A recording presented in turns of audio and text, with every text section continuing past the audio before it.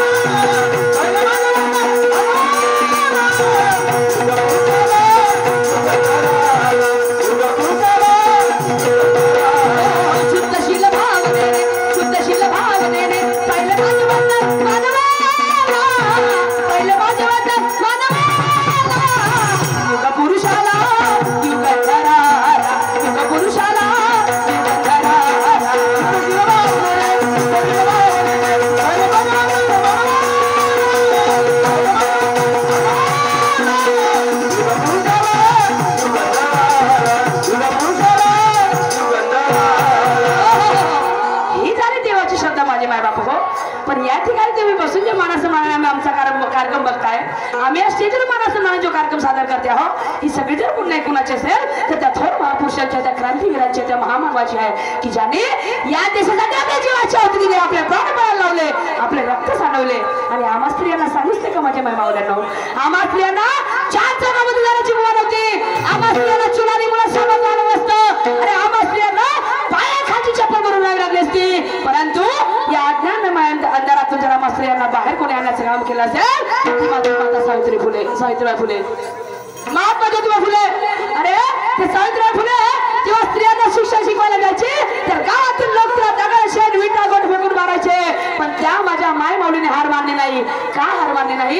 कारण तिला माहित होतं की आज जर मी दगड शेण विटा गोटांचा मार खाईल पण उद्या माझ्या स्त्रिया उच्च शिक्षण पदावर जातील. आणि खरोखरच माझे मायबाप हो, आज प्रत्येक क्षेत्रामध्ये स्त्री हे वन क्रमांकावर आहे. म्हणतात ना, पंतप्रधान काय, राष्ट्रपती, आमदार, खासदार, टीचर, वकील, डॉक्टर काय, लेक्चर काय, ऑफिस काय, कलेक्टर काय, अरे एसटीचा ड्रायव्हर काय, कंडक्टर काय.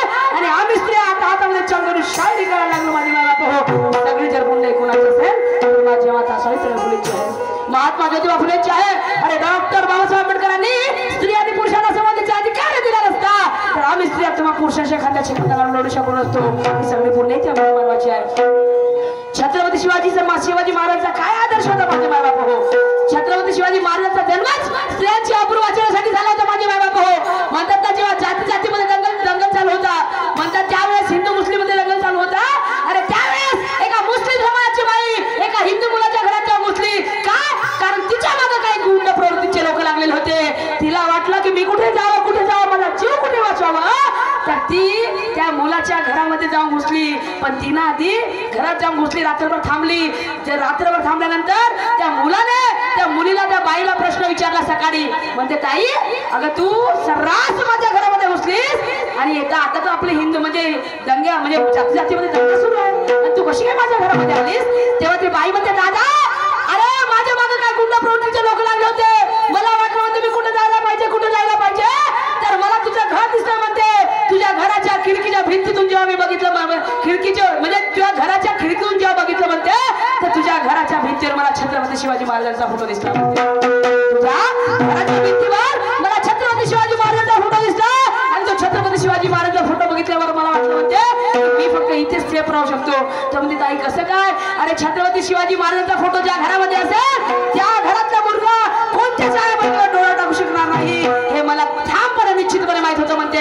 आणि म्हणून दादा मी तुझ्या घरात घुसलो रे म्हणते. ते छत्रपती शिवाजी महाराज होते की ज्यांच्या फोटोचा देणारा असायचा. आणि आताचे मुलं माय छत्रपती शिवाजी महाराजांची दाढी वाढवते. बापा बापा मोठ्या लंब्या मिशा, लंब्या काकड्या मिशा, मार दाढी लंबी, छत्रपती शिवाजी महाराज हळटी बापा. आणि एखाद्या बाईवर किंवा एखाद्या स्त्रीवर असताना त्याच्यावर होत दिसला नाही, त्याच्यावर होत दिसला तर पोटे व्हिडिओ कॅमेरा काढते बापा, फेसबुकला व्हायरल करते, व्हिडिओ काढू. पण असं नाही म्हणत त्या बाईने काय अडचण असेल, त्या मुलीला काय अडचण असेल तर त्यांना आम्ही वाचवायला पाहिजे, त्यांना आम्ही मदत करायला पाहिजे. हे त्यांना समजत नाही, हे त्यांना समजत नाही. अरे मला म्हणायचं आहे की तुम्हाला जर त्या छत्रपती शिवाजी महाराजांचा प्राणच वापरायचा आहे, त्यांचा आदर्श सुद्धा आपल्या मनामध्ये असू द्या, त्यांचा आदर्श मनामध्ये असू द्या, नाहीतर त्यांचा बाणा वापरून काही मतलब नाही आहे. नाहीतर त्यांच्यासारखं बना.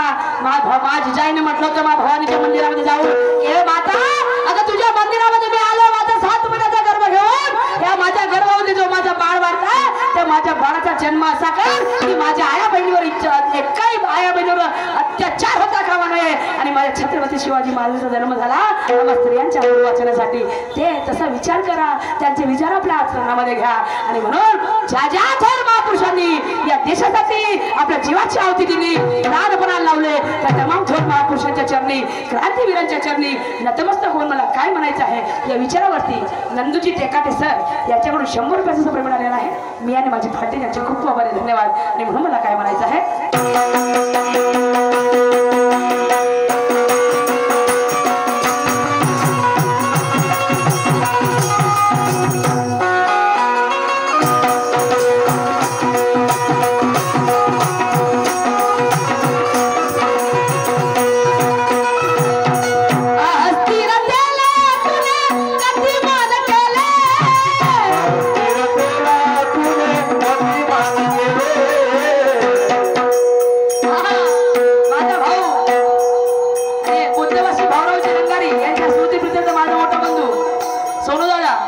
यांच्याकडे मला 100 रुपये सपोर्ट आलेला आहे. पाठी आभारी आहे.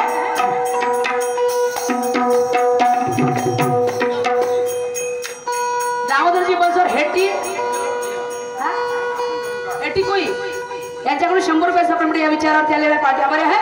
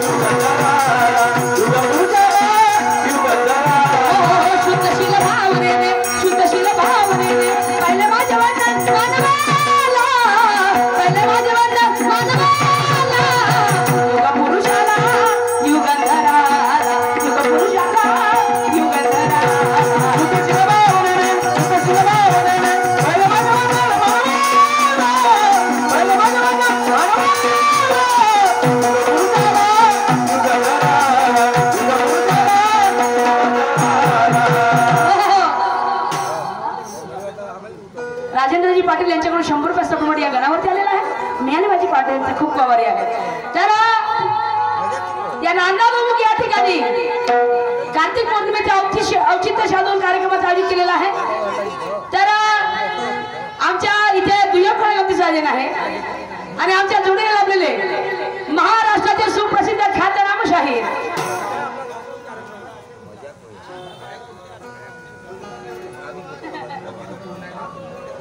थँक्यू.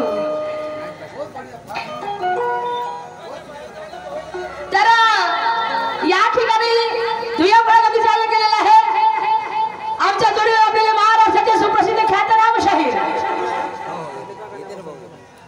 कलांगी शाखेचे चमकते सितारे सुरत त्याचे नवगरे कम्मेबम म्हणजे कमी वयात जास्त तरक्की आणि छोटा पॅकेट में बड़ा धमाका है. हो, पैकेट छोटा बड़ा धमाका बिल्कुल एक नंबर शायरी नो भयतपणा बिल्कुल पद्धतशीर शायरी अपशब्द शब्द नाही. शायरीमध्ये दम आहे, वजन आहे, बोलण्यात वजन आहे. प्रबोधनाची शायरी आहे बिल्कुल. माझे मायबाप छोट्यामध्ये कमी वयात खूप सुंदर तरक्की आहे त्यांची, तर त्याला शायरी म्हटले जाते. आणि एवढ्या सुंदर शायराबरोबर माझं तुम्ही दुय्यमचा सामना आयोजित केले नाही माझं हवं की समजते. दोन्ही शायरांच्या इथे आमंत्रित करून तुम्ही आम्हाला गायनाची संधी उपलब्ध करून दिली. तुम्ही सगळ्या गाववाशांचे नांदागोमुखवाशांचे अभिनंदन करते. परंतु या खऱ्या गमतीचा रीतिरिवाज आहे की दोन्ही शायरांना एकमेकांवरती प्रश्नाची मांडणी करावी लागते.